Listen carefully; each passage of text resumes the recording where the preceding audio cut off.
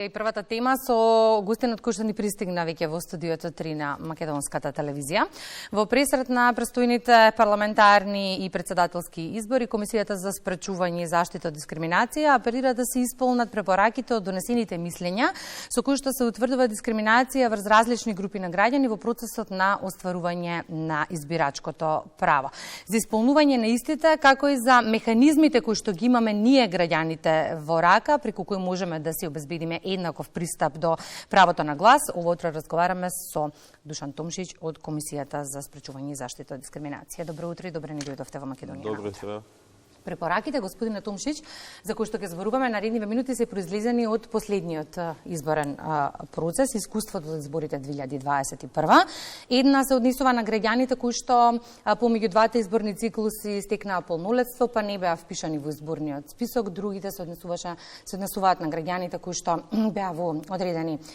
здравствени установи. Препораки дадовте и предлог за измена на изборниот законник и сега имаме некаква измена, меѓутоа од она што знаеме дека конкретните препораки ги нема во истиот. Па точно така сакаме да потсетиме дека на 9 август 2021 година е утврдена директна дискриминација од Државната изборна комисија за кои произлегуваат од одредбите на изборниот законник врз основа на возраст во остварување на гласачкото право за лицата кои што полнат 18 години помеѓу двата изборни круга. Исто така на 13 септември 2021 година е утврдена и повеќе кратна дискриминација за лицата врз основа на личен статус, возраст, здравствена состојба за сите оние кои што се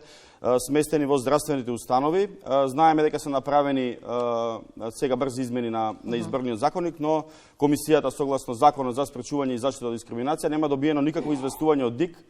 дали е постапено по овие препораки и се надеваме дека во овие измени овие одредби ќе бидат соодветно вметнати. Пристапноста до гласачките места беше една од темите за кои што изминатиот период информира и нашите колеги од дописните центри од државата, кои што во неколку наврати констатираа дека граѓаните со попречености немаат еднаков пристап до гласачките места. И тука се поставува прашањето, кој е одговорен да обезбеди пристап до гласачкото место? Значи вака, и за ова прашање на 3 декември Комисијата за спречување и заштита од дискриминација има донесена општа препорака каде што препорачува на Државната изборна комисија да се пристапи кон соодветно приспособување на гласачките места со цел лицата со попреченост да имаат еднаков пристап до гласачките места и да си го остварат своето право на глас. Врз основа на ова има донесена и одлука на Основниот граѓански суд во Скопје, каде што директно се задолжува ДИК и владата да постапат согласно насоките кои што ги дава судот. Оно што можеме да го видиме дека до сега од донесената судска пресуда и од препораката на комисијата не е постапено и оно што го знаеме од последните измени на законот дека одговорноста за прилагодувањето на гласачките места од ДИК и од владата, кој што и онака де факто објектите не се во нивна собственост, кажува дека за условите за пристапност за сите категории на лица со попречености до објектите каде што се наоѓаат гласачките места се грижат соодветните институции и органи во чија собственост се објектите. Тоа значи дека најголемиот број од објектите се собственост на локалните самоуправи, но и на многу државни институции. Сега се поставува прашањето дали ДИК ќе ги извести сите овие органи кои што се надлежни да обезбедат пристапноста во објектите, дали овие органи знаат и институции дека е донесена ваква измена и дали имаат време да постапат и да обезбедат пристапноста на објектите. Што доколку до денот на изборите не се испочитуваат препораките? Па доколку не се почитува судска одлука, значи согласно кривичниот законник, член 377 став 2, органот кој што требал да постапува може да се казни парично, но може да се казни со казна затвор до 3 години. И сега ќе видиме доколку не се постапи по судската одлука како и судот ќе реагира и што ќе се случува со оние кои што имале обврска да постапат и ова, да кажеме, ново законско решение каде што обврската за обезбедување на пристапноста се префрла на оние кои што објектите се во нивна собственост и дали оние во своите буџети воопшто имаат предвидено и дали знаеле претходно дека ваква обврска ќе им биде наметната за да можат да ги направат сите овие прилагодувања. Она што исто така треба да го потенцираме е дека Комисијата за спречување и заштита од дискриминација периодот кој што следува ќе врши засилен мониторинг, кој што се однесува на вознемирувачкиот говор и говорот на омрза и на социјалните мрежи, значи и на новите и на традиционалните медиуми. Тука е можеби добар момент да упатиме еден апел и до нас новинарите, и до носителите на партиските листи, председателските кандидати, и до сите граѓани. Да бидеме внимателни што кажуваме, како кажуваме за целиот овој процес да помине во фир и демократска атмосфера. Така е, токму така. Ние веќе имавме состанок со неколку организации кои што ќе прават мониторинг на говорот на омрза, вознемирувачкиот говор во текот на изборите и ќе објавиме еден прилагоден образец кој што ќе биде во лесна форма за пријавување, ќе биде објавен на веб страната на Комисијата за дискриминација. Веќе ги повикуваме јавно сите оние кои што ќе бидат жртви на таков вознемирувачки говор, слободно да се обратат до Комисијата за да може Комисијата понатаму да постапува. Како што кажавте, следењето ќе биде и на традиционалните медиуми, на социјалните медиуми, каде што најчесто се случува вознемирувачкиот говор. Сакаме да апелираме до сите кандидати за председатели, за пратеници, понатаму сите кои што ќе бидат вклучени во изборите, да се воздржат од говорот на вознемирување, бидејќи понатаму тој создава сосема други несакани дејства, може да потикне на насилство, да биде извршено насилство врз основа на тој говор на вознемирување на омрза, што може да доведе и до нарушување на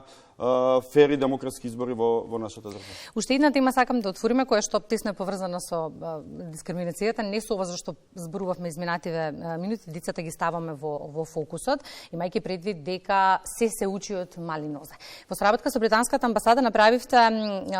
еден квиз за деца од 1 до 5 оделение, од 6 до 9 оделение и во рамки на истиот, колку што сум барем првично информирана, се представени различни ситуации и примери од дискриминација, вознемирување и исклучување. И ова е одлична можност да упатиме апел и до образовните институции, до училиштата, да го применуваат, да ги тестираат своите ученици, меѓу другото да ги едуцираат. Така, токму така, убаво кажавте, значи изработен е еден мултимедијален квиз со содржини кои што опишуваат настани од реалниот живот, каде во играта децата во секојдневниот живот користат говор кои што навредува или нели дискриминираат, и тие состојби тие ги гледаат во самото видео и врз основа на тоа видео понатаму одговараат серија на прашања дали така треба да се постапи, дали во иднина така ќе постапи, доколку нели позитивно ги одговарат сите одговори, добиваат така да кажеме еден сертификат кој што може да се исприта во самото училиште и секој ученик да добие таков сертификат дека нели има знаење во областа на дискриминацијата. Она што сакаме да го истакнеме, да го пофалиме Министерството за образование и наука, дека многу позитивно реагираше на квизот, значи тоа е одобрено од страна на МОН, соодветно секторот за основно образование веќе испрати допис до сите основни училишта во нашата држава да во текот на месец март класните наставници со своите ученици ги мотивираат да го поминат овој квиз, да ги поминат содржините и соодветно нели да ги решаваат прашањата кои што се дадени со квизот. Коригирајте ме ако грешам, имав впечаток дека Комисијата за спречување и заштита од дискриминација изминатиот период има се повеќе работа. Тоа значи дека се повеќе граѓани се свесни за своите права и како можат да дојдат до истите. Точно така, ние затоа имаме повеќе медиумски настапи за да подигнеме свесноста кај граѓаните дека сепак има орган кој што нели може да се грижи доколку има повреда на правата по однос на нееднаквост или ако биле жртви на определен вид на дискриминација, вознемирување, дека сепак има орган кој што постапува. Така да апелираме повторно до сите да ја посетат веб страната на комисијата и слободно нели пријавата е многу лесна за пополнување, да може комисијата соодветно да постапува понатаму. Граѓаните имаат како да ги остварат своите права, институциите се се повнимателни бидејќи има впечаток дека се свесни дека некој им диши во врат постојано. Точно така и комисијата во наредниот период сака во своите активности да внесе многу превентивни активности за да спречиме да се случува нели она што се случува и сакаме да се повеќе соработуваме со државните органи во делот на отстранување на системските недостатоци кои што доведуваат до дискриминација, доколку навремено ги отклониме во законите одредбите кои што дискриминираат, кои што повредуваат, секако дека тоа е еден начин на превенција на понатаму нели случување на некои облици на системска дискриминација во повеќе области во кои што знаеме дека нели се случуваат. Тоа ќе го видиме врз основа на бројот на претставки кои што ги добиваме и областите во кои што ги добиваме, најголемиот број на на представки, така соодветно би пристапиле кон сите државни институции, нели на еден пријателски, да кажеме, демократски начин, ги разрешиме сите овие дилеми во законите и да вклучиме целата јавност да направиме такви законски решенија кои што нели во иднина ќе спречуваат било какви форми на дискриминација. И ако поидеме од тоа дека и според уставот сите сме еднакви, имаме исти права и обврски, добро е да знаеме дека можеме истите права да ги остваруваме во пракса. Што со сите оние граѓани кои што по различни основи од овие кои што ги споменавме ќе се почувствуваат дискриминирани во поглед на правото на остварување на